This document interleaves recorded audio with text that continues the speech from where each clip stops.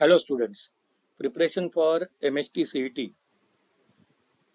च्या आजच्या फिजिक्सच्या सेशनमध्ये मी तुम्हाला टार्गेट नंतर फिजिक्ससाठी सिलेबस काय असावा, क्वेश्चन पेपर पॅटर्न काय आहे आणि स्टडी प्लॅनिंग कसं करावं याबद्दल तुम्हाला मी माहिती देणार आहे. सो ॲक्च्युली महाराष्ट्रातल्या कुठल्याही चांगल्या इंजिनिअरिंग कॉलेजमध्ये जर आपल्याला ॲडमिशन मिळवायची असेल तर आपल्याला PCM मध्ये 160 पेक्षा जास्त मार्क मिळवले पाहिजेत आणि त्यासाठी फिजिक्समध्ये 40 पेक्षा जास्त मार्क्स आपले आलेले असले पाहिजेत. Now we are going to talk about syllabus as well as question paper pattern. आता सिलेबस बघा, 11th आणि 12th दोन्हीकडचे चॅप्टर्स असणार आहेत. 11th चॅप्टरमध्ये तुम्हाला दिसेल की there are total 10 chapters. Vector, error analysis, motion in a plane, laws of motion, gravitation, thermal properties of matter, sound, optics, electrostatics आणि semiconductor. Actually 11th सिलेबसमध्ये आपल्याला 14 चॅप्टर्स आहेत, त्यातले 10 चॅप्टर्स इथे इन्क्लूड केले. वेअरॅज 12th मधले सगळेच्या सगळे 16 चॅप्टर्स आहेत, म्हणजे total 26 chapters you have to prepare. Okay, now what is a question paper pattern बघितलं तर 11th मधनं 10 क्वेश्चन विचारणार आहेत आणि 12th मधनं 40 क्वेश्चन आपल्याला विचारले जाणार आहेत. तर total 50 question will be there. Each question will be for 1 mark and total marks will be 50. आता फिजिक्स आणि केमिस्ट्री दोन्ही मिळून आपल्याला 90 मिनिट्स आहेत मित्रांनो, बरोबर. म्हणजे फिजिक्ससाठी आपल्याला 45 मिनिट्स मिळणार आहेत. म्हणजे एका क्वेश्चनसाठी you are going to get even less than 1 minute. म्हणजे जी लेवल असणार आहे आणि क्वेश्चनची ती JEE मेन्सची लेवल असणार आहे. पण मित्रांनो, घाबरायचं काही कारण नाहीये, कारण there is no negative marking. फक्त आपल्याला विचारपूर्वक उत्तर द्यायचं आहे. तर या स्लाइडमध्ये आपण बघणार आहोत की चॅप्टर वाईज वेटेज आणि त्यानुसार स्टडी कसा करायचा. बघा, 11th मध्ये 10 चॅप्टर्स आहेत आणि टोटल 12 क्वेश्चन्स आहेत.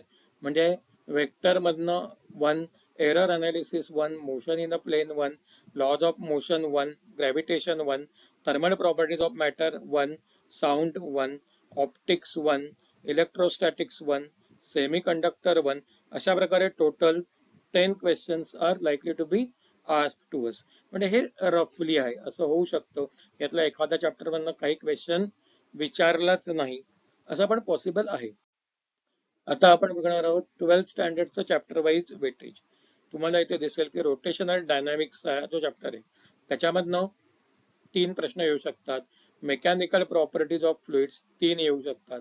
Kinetic theory of gases 3, thermodynamics 2, oscillation 2, superposition of waves 3, wave optics 3, electrostatics 3. आता हे असं का मी म्हणतोय तेही सांगतो, कारण हे जरा मोठे चॅप्टर्स आहेत. Rotational dynamics, mechanical properties of fluids हे चॅप्टर्स तसे मोठे आहेत, त्यामुळे तशा प्रकारचे क्वेश्चन्स तुम्हाला विचारले जाऊ शकतात. बरं, याच्यामध्ये +or-1 होऊ शकतं, हे मित्रांनो लक्षात घ्या. आता सर्वात महत्वाची गोष्ट काय आहे की याच्यात थिओरॉटिकल क्वेश्चन्स पण विचारले जातील, नाही असं नाही, सगळ्याच काही न्यूमरिकल असणार असं नाहीये. आता बघा, पुढचा चॅप्टर कोणता आहे, करंट इलेक्ट्रिसिटी. याच्यातनं 2 येऊ शकतील. Magnetic field due to electric current 3, magnetic material 1 किंवा 2 येऊ शकेल. आता हा सोपा चॅप्टर आहे, मॅग्नेटिक मटेरियल फारसे फॉर्म्युले नाही आहेत. इलेक्ट्रोमॅग्नेटिक इंडक्शन 3, AC सर्किट मधनं 3 येऊ शकतात. Dual nature of radiation and matter 2, structure of atom and nuclei 2, semiconductor devices 2. अशा प्रकारे 40 क्वेश्चनचं रफ डिस्ट्रीब्युशन म्हणतोय आम्ही. मी असं कुठेही म्हणत नाहीये की असंच एक्झॅक्ट येईल.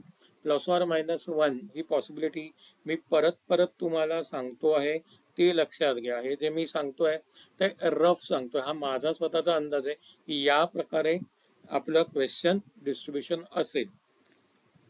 तर या प्रकारे तुम्हाला प्रिपरेशन करत आहे. जेवढे तुमच्याकडे दिवस शिल्लक आहेत ते दिवस डिवायडेड बाय 26 चॅप्टर्स, म्हणजे 26 divided by number of days. अशा प्रकारे तुम्हाला डिसाईड करायचं की पर डे किती चॅप्टर्स रेडी करायचे. आता आपण बघणार आहोत की सोपं जाण्यासाठी आपल्याला नेमकं काय करायचंय. आता इथे इम्पॉर्टंट स्टेप्स दिसतील तुम्हाला. See, you have to keep your formula list handy, कारण तुम्हाला ती रोजच्या रोज आता रिवाइज करायची आहे. आता याच्यातले इम्पॉर्टंट चॅप्टर्स कोणते आहेत बघा. Rotational dynamics, oscillation, superposition of waves, electrostatics, wave optics, EMI, that is electromagnetic induction, kinetic theory of gases and radiation, AC circuit. या चॅप्टर वरती जरा जास्त प्रश्न विचारले जातात. You have to what you have to do. You have to practice the multiple choice questions. You have to go through previous year questions of CET as well as JEE main. कारण हे जे question आहे ना त्याची level ही JEE main सारखी असणार आहे. You have to practice the mock test also आणि you have to keep on revising the things. Okay, जर तुम्हाला आमचा व्हिडिओ आवडला असेल तर do not forget to subscribe our channel for more such a videos and share this channel with your friends also. Thank you for spending the time with us.